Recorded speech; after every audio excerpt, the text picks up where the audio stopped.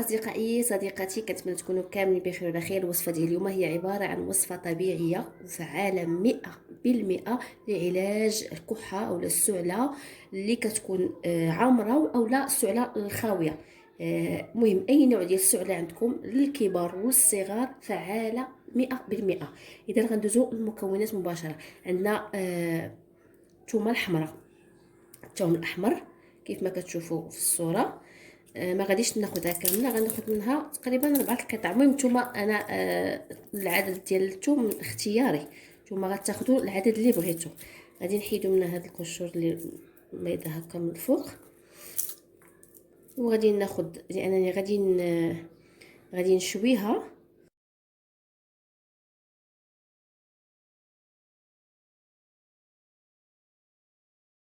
هاد فصوص الثوم غادي نديرهم فوق النار باش يتشواو.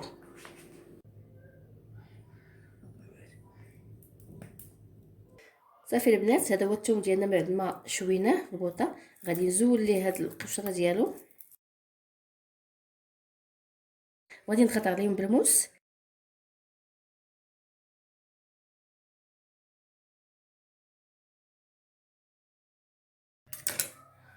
غادي ناخدو قرعه ديال الزاج تكون نظيفه ومعقمه، غنوضعو فيها هاد الثومات وغادي نصبو عليها زيت الزيتون. نصبو عليها زيت الزيتون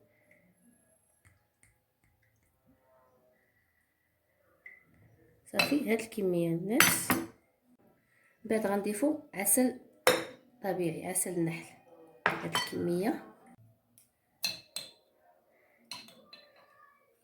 غادي نوضعو هاد الخليط اللي درنا، غنوضعوه في حمام مريم باش ينسجم لينا الزيت مع العسل، وحتى الثوم تطلق المنافع ديالها في الزيت.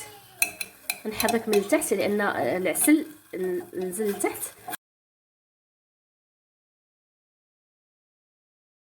صافي البنات، احنا وجدنا السيرو ديال الكحبه.